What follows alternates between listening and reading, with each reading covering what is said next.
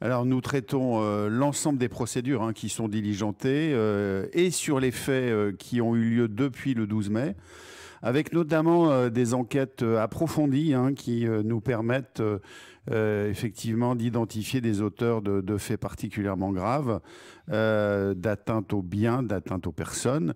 Et puis effectivement, nous traitons aussi encore certains faits de délinquance de la part de malfaiteurs qui effectivement s'en prennent toujours à certains biens ou à certains édifices, notamment religieux. Voilà, nous, effectivement, l'institution judiciaire est toujours en action et en action particulièrement soutenue. Je peux vous donner quelques chiffres. Hier soir, depuis le 12 mai, nous dénombrons 1748 mesures de garde à vue, dont 521 pour des atteintes aux forces de l'ordre, 1067 pour des atteintes aux biens. Ces procédures ont conduit à 361 déferrements au parquet, ce qui est beaucoup, avec 213 comparutions immédiates, 87 plaidés coupables sur déferment, et tout ceci conduit à 160 incarcérations depuis le 12 mai, uniquement sur ce contentieux des exactions, 482 convocations en justice, 378 mesures alternatives pour des faits d'une gravité relative. Donc vous voyez, oui, nous œuvrons et nous continuons à œuvrer de manière très déterminée. Il n'y a pas de ralentissement dans le travail de la justice? La justice continue à exercer toutes ses missions, et bien évidemment au premier chef le parquet, dans la direction des enquêtes. Alors, parmi les derniers dossiers que vous avez à traiter, il y a eu notamment ce qui s'est passé au Mémorial d'Ataï avec une enquête ouverte pour violation de sépulture. Où est-ce qu'on en est sur cette enquête? Alors, cette enquête avance. Alors, d'abord, il s'agit de faits totalement intolérables qui portent atteinte au patrimoine calédonien, à la mémoire collective, à ce haut lieu de réconciliation. C'est le symbole de la réconciliation des communautés.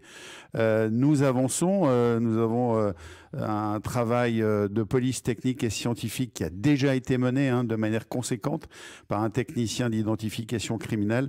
Mais l'objectif, bien évidemment, c'est d'identifier le ou les auteurs de ces faits dans les plus brefs délais. Alors, dans un communiqué que vous avez publié hier soir, vous indiquez aussi, et c'est l'occasion de revenir sur les réseaux sociaux, que certains policiers ou membres des forces de l'ordre étaient mis en cause sur les réseaux sociaux dans cette violation de sépulture.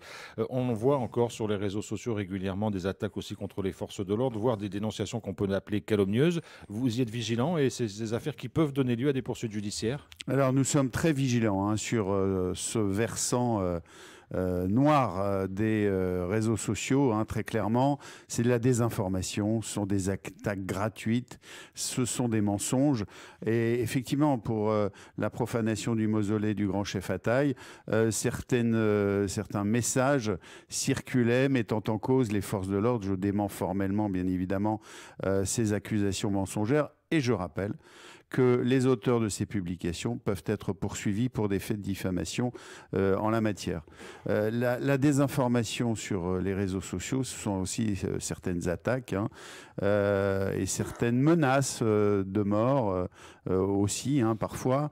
Hier, une personne a été déférée au parquet avec une condamnation effectivement dans le cadre d'un plaidé coupable pour menace de mort sur le haut-commissaire de la République. Ce sont des faits intolérables. Nous avons identifié un auteur qui réside dans l'Est de la France qui effectivement publiait des menaces visant des élus anti-indépendantistes, et donc bien évidemment l'enquête se poursuit pour effectivement entendre cet individu qui effectivement critique l'État colonial tout en résidant dans l'Est de la France et en menaçant d'une manière totalement intolérable certains élus. Donc voilà, donc l'action sur ces réseaux sociaux, elle est forte.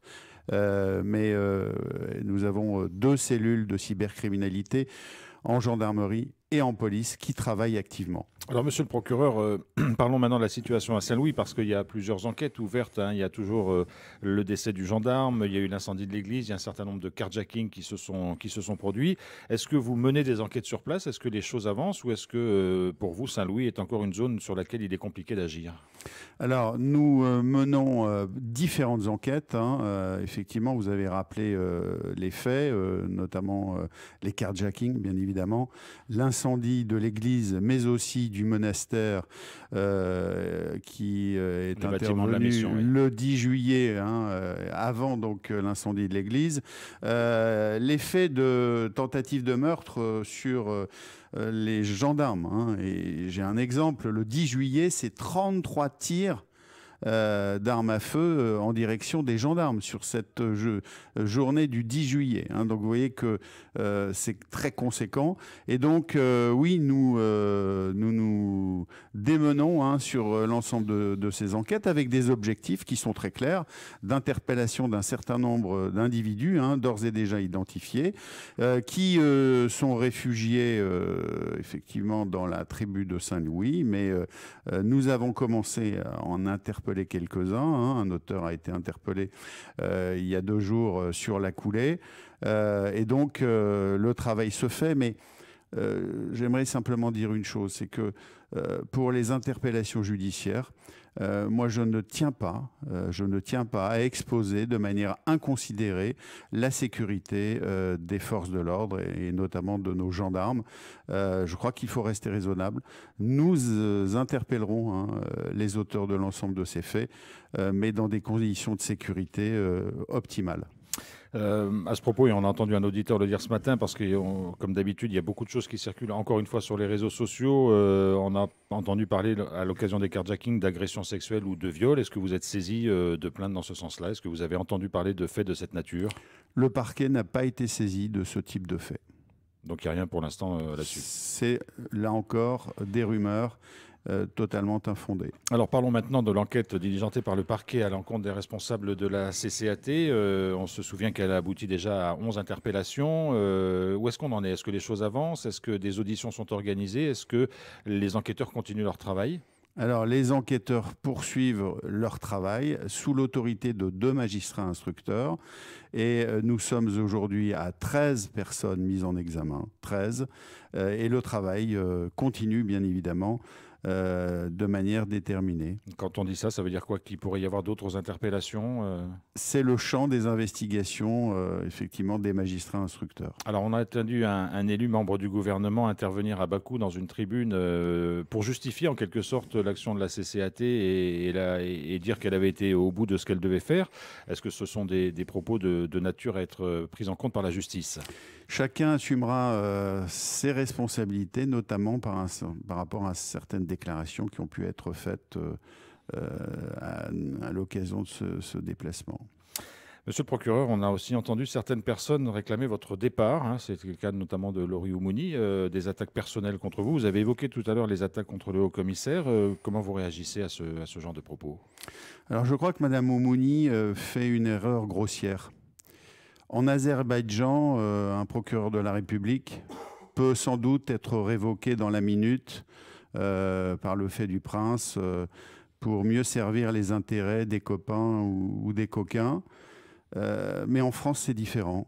En France, nous avons un régime effectivement institutionnel qui garantit d'abord la séparation des pouvoirs. Et donc, bien évidemment, le processus de nomination des magistrats est très encadré. Le Conseil supérieur de la magistrature, effectivement, veille justement à l'indépendance de la magistrature. Et donc, le pouvoir exécutif ne peut pas se permettre de révoquer un procureur de la République, en tout cas dans la République française. Donc effectivement, pour Madame Oumouni et pour d'autres, moi je tiens à dire que mon mandat, qui est de 7 ans pour les chefs de juridiction, se termine le 27 février 2027. Et puis je peux même leur dire que j'ai plutôt pour ambition de continuer à servir la justice en Nouvelle-Calédonie. Donc il faudra patienter. À travers ces attaques personnelles, d'une certaine façon, c'est l'institution judiciaire et le parquet que vous sentez visés aussi? Oui, mais ça ne nous empêche pas de continuer à travailler sereinement avec la recherche de la plus grande efficacité. Il y a parfois des instants de solitude dans les fonctions, au vu de la gravité effectivement de la situation, de nos responsabilités qui sont fortes, qui sont prenantes, mais qui sont passionnantes. Moi, je tiens simplement à dire que au parquet, je suis entouré par une équipe de magistrats très volontaires, qui sont formidables, qui sont sur le pont depuis plus de 2 mois, qui effectivement sont toujours disponibles pour assurer des remplacements, prendre des services supplémentaires. Donc voilà ce qui me porte, hein, c'est une équipe dynamique, volontaire, engagée, qui a des convictions. J'ai aussi le soutien, la confiance du procureur général.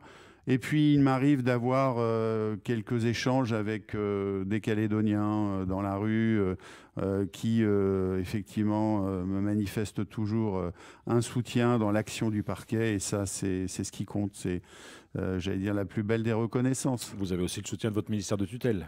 Bien évidemment, bien évidemment. Yves Dupas, procureur de la République, merci beaucoup d'avoir accepté notre invitation ce matin. Merci à vous.